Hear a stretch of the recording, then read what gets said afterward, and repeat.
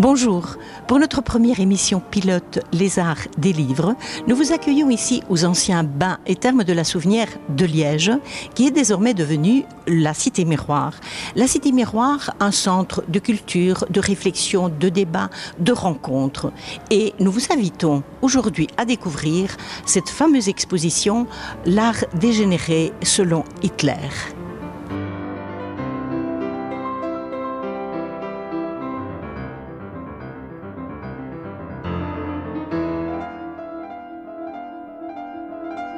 Cela a été un vrai défi architectural de garder l'ancienne structure des bains de la Souvenière tout en l'adaptant à sa nouvelle fonction. Nous avons rencontré Sophie Liégeois qui nous en parle. Donc, les bains de la Sauvenière, ils ont été inaugurés en 1942, en pleine guerre. C'était une piscine assez célèbre, évidemment, dans la région liégeoise, qui a fonctionné jusqu'en 2000.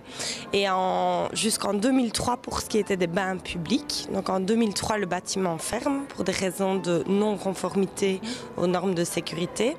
Et en 2004, le projet de la Cité Miroir voit le jour. Il a fallu évidemment quelques années de travaux pour mener à bien la rénovation.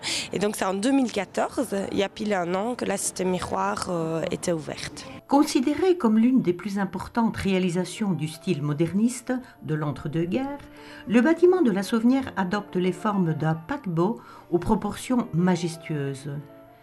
Tous les travaux d'aménagement entrepris pour donner vie à la Cité Miroir ont profité de l'architecture d'origine en respectant l'esprit du bâtiment. Cela a été un grand défi. Le défi, c'était vraiment de garder les lignes architecturales du lieu, puisque déjà les façades sont classées, toutes les deux, du côté Sauvenière et du côté Neu-Jean. Donc là, il n'était pas question de toucher aux façades. Et puis alors, à l'intérieur, vous voyez derrière moi, l'idée était vraiment de conserver cet esprit de piscine, mais c'est plus une piscine. Donc le plus grand défi, c'était aussi d'insérer une salle de spectacle à l'endroit du grand bassin. Donc ça, c'était vraiment la prouesse architecturale du lieu.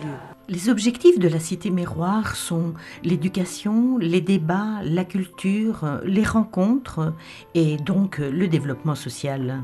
Ici, cet esprit social a été très vite recréé puisque la multiplicité des activités permet vraiment aux gens de venir, de se rencontrer, de débattre. C'est un espace qu'on veut de débat et dans l'esprit des trois axes de la programmation du lieu, c'est-à-dire le dialogue des cultures, la mémoire et l'éducation à la citoyenneté.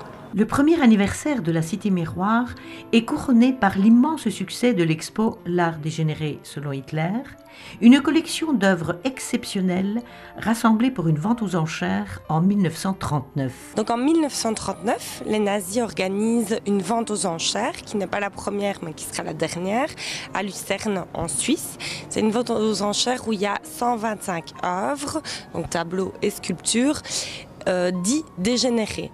Autour du concept de l'art dégénéré règne beaucoup d'ambiguïté et de contradictions. Il n'y a donc pas d'unanimité au sein du régime. Les critères de cet art dégénéré, ils sont un peu flous parce que évidemment le régime en place a des idées assez arrêtées de ce qu'est l'art. C'est-à-dire que pour eux, les artistes doivent être comme des enregistreurs, donc juste prendre le réel tel qu'il est ou alors sublimer le pouvoir en place. Donc au service du pouvoir. Oui, bien sûr, un art au service du pouvoir. Donc tout ce qui est de l'ordre de l'expressionnisme est banni. Les critères peuvent aussi être basés sur l'artiste lui-même.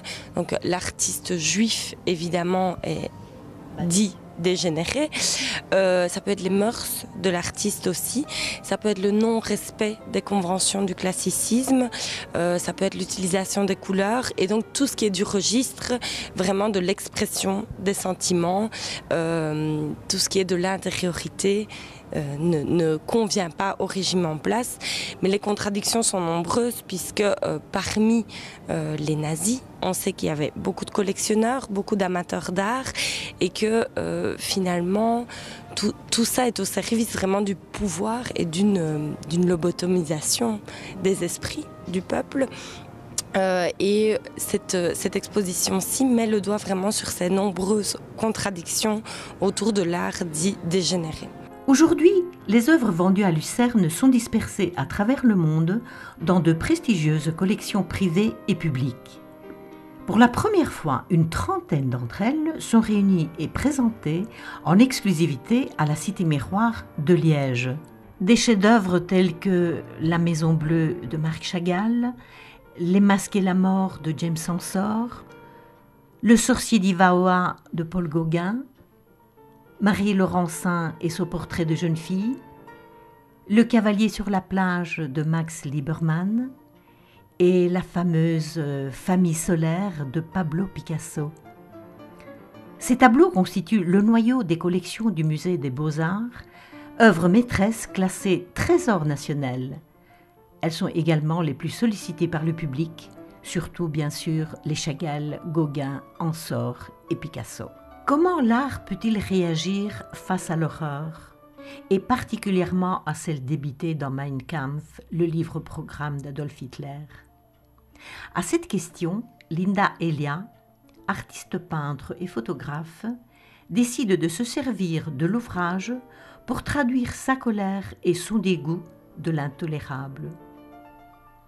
Dans le cadre de l'exposition L'art dégénéré selon Hitler, la Cité Miroir vous invite à découvrir le résultat. Une œuvre composée de centaines de cris, de l'art pour une résistance collective face à l'inacceptable.